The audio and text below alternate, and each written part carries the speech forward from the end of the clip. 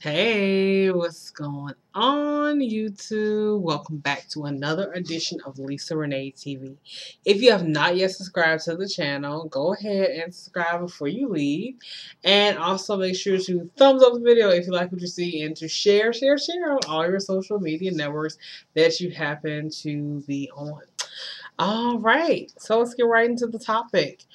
Okay, and I hope you guys are having a great night, by the way. I had a long day. I'm a little tired, a little worn out, but it was a good day. I was really good off work today, so it's always a good day, right? When you off.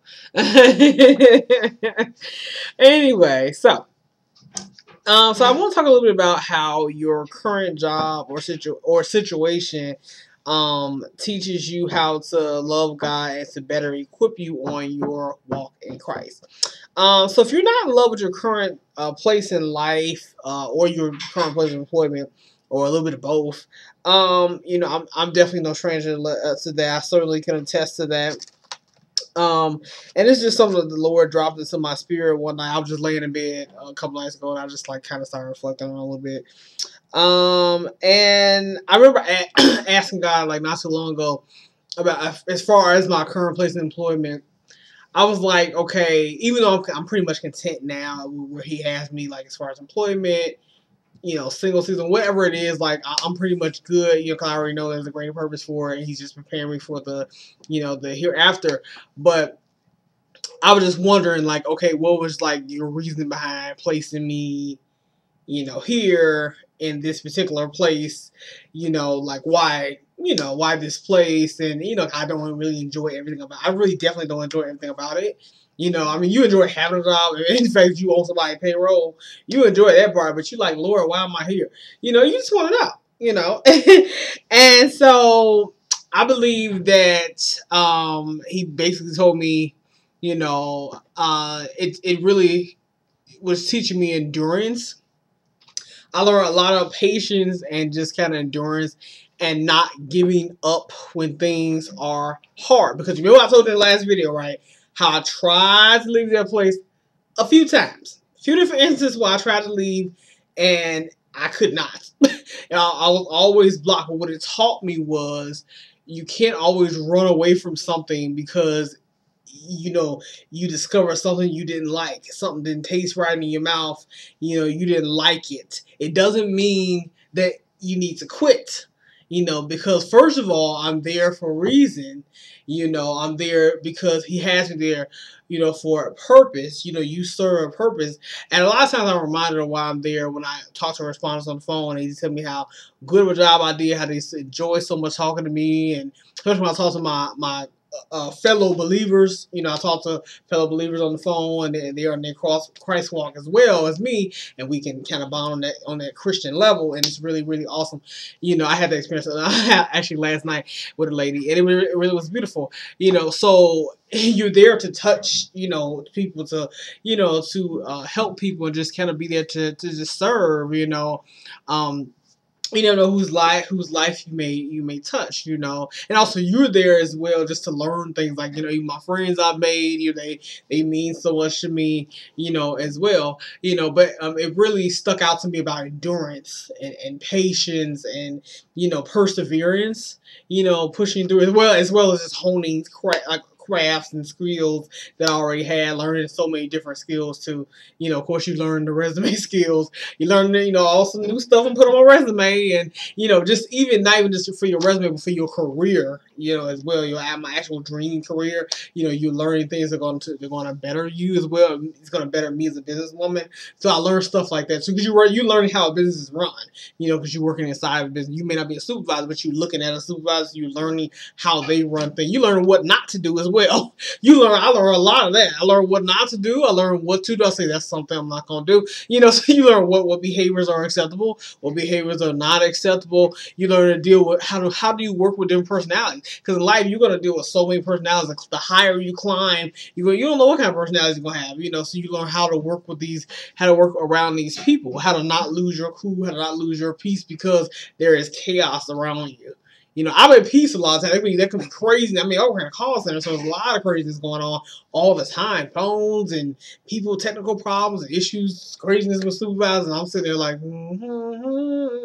you know, me and you just sitting there chilling. You know, I'm cool. You know, especially when I'm sitting with my friends, we having a good time.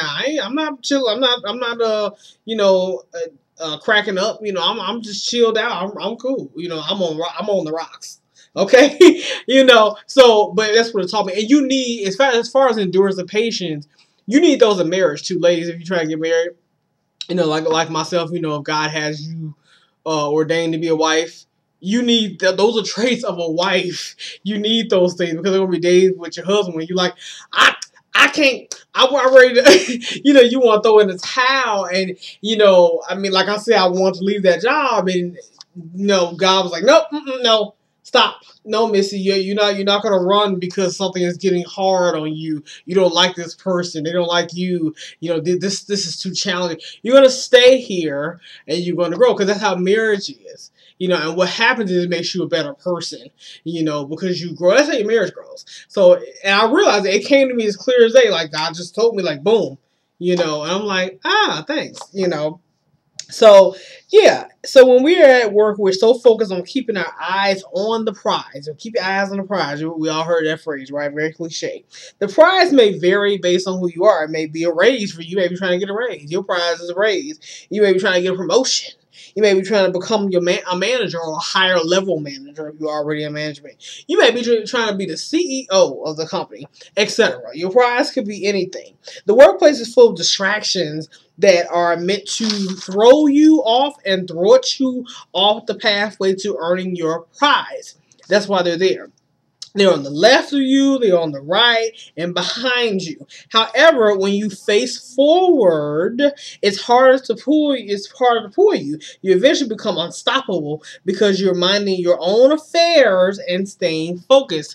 And there is a verse I'm going to read to you here as well. It's from 1 Thessalonians 4:11. And it reads, and to make it your ambition to lead a quiet life, you should mind your own business and work with your hands, just as we told you. I love that. I love that verse.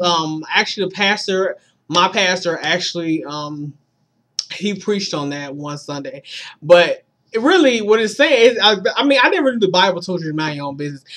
First of all, so I was like, and he really emphasized that one, mind your own business. Some of y'all, you need to mind your own business. Mind your own affairs, okay? You know, just make it your ambition to lead a quiet life. You should mind your own business. Work with your hands, just as we told you. Just mind your own affairs. You know, so a lot of time, you know, where gossip and chaos starts is when people start minding other people's business. That's why we have reality shows. That's why I love Hip Hop Atlanta and all these other shows and the Real Housewives or whoever is so popular, because, you know, people mind other people's business. You know, people mind other people's business. That's why they can't own their own business, because because you can't do that, because you're so busy looking at, you know, what is so and so wearing, what is she doing, oh my God, girl, you know, she slept with so and so, oh, I heard that too, and it's like, why do you care? You know, did she sleep with you? Did he sleep with you? Does he want to sleep with you? Okay, so that's not your business. You know, so it's like, you know, people are so busy. And people, you know, they get off on that. Like, you hear it every day in the street. It's not just on reality TV. This is every day. You know, you can go into a Walmart or a store, and you'll see employees stand up in the middle of the floor just talking. They ain't paying attention to customers at all. If you try to get help, you're like, excuse me, you break up their conversation, they look at you like, what, huh? You know, they be over there going at it, just talking, you know, about drama and gossip, you know, and it's just ridiculous how people get off on minding other people's business. But that's what this world, this society is all about, minding somebody else's business, except your own. You know, nobody wants to lead a quiet life anymore. Everybody want to be noisy, loud, big, and dramatic. You know, and it all leads to is controversy, hurt, pain, anger, strife. You know, the breaking up of families, marriages, friendships, and I'm like, we're losing more. You know, We're losing a lot, so it's just something to think about. So the same with your walk with Christ. Once your eyes have left Him, the distractions can and will overwhelm you. It's like walking down the sidewalk, then all of a sudden you fall over a crack and stumble. Life is full of stumbles and blunders, so will your Christ walk will as well. It certainly wasn't meant to exactly be perfect, but entertaining every frenemy, friend and enemy, frenemy, random douchebag guy who's nowhere near entertaining the title of husband, and gossipy co-workers who try to attack you and inhibit you from attaining your crown won't make things any easier either. Ephesians 6:12, for we wrestle not against flesh and blood, but against principalities, against powers, against the rulers of the darkness of this world, against spiritual wickedness in high places. Love that verse because it basically tells you like it is. That's just giving it to you like, no. It's just telling you like this is what you're wrestling against. It just gives you reality. Like, look, we're not wrestling against flesh and blood. It's not always a flesh and blood battle. It's not boom boom. No, it's not flesh and blood. It's a spiritual thing. Even in workplace, if you say, "Oh, I got the supervisor keep picking on me. I got this coworker keep messing with me." It's a spiritual thing. They see something in you they don't like. They may be of the darkness. You of the light. Light and dark ain't mixing. They like I don't like you illuminating everything. It could be something in them. You never know. So it's usually a spiritual battle that you are fighting, and I do have experience with that, with that battle there. I'm like, what is going on here? You start to wonder, like, why is it like I'm being attacked from every angle? Ah, I know what it is. I know what it is now. So my main moral here I want you to get is never let the enemy or his earthly minions, okay, get between you and your crown. Your next level, all of God's promises fulfilled for you, His mission for your life. Keep your eyes on the prize. Keep your eyes on His eyes, and not to the left, not to the right, and certainly not behind you. Please don't turn around. Okay, please don't turn around, okay? But right in front, your blessing is just up ahead, okay? So peace and blessings are just up ahead of you. Don't be looking back. Don't look over here. Don't look over there, okay?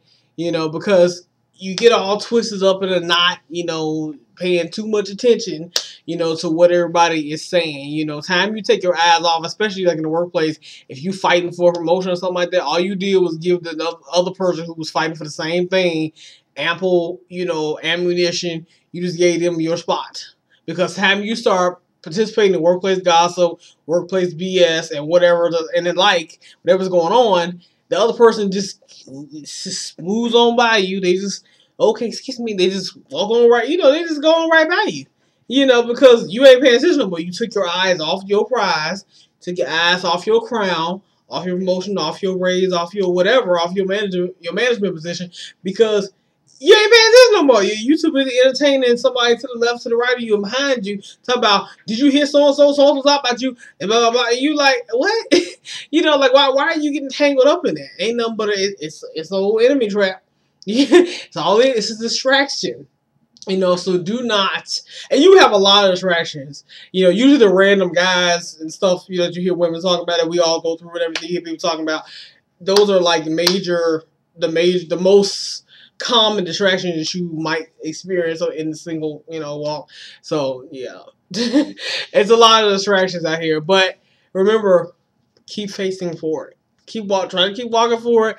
Keep your eyes on the prize. Keep your eyes on your crown. Keep your eyes on your crown until you get it. You can put it on your head and wear it proudly. But that's all I have to say tonight, guys. I just want to come in and give a quick word of encouragement. And I'm about to eat my dinner and just relax. Thank you guys for watching. Once again, make sure to subscribe, like, share, all that good stuff. Peace and blessings, and thank you for watching. Bye.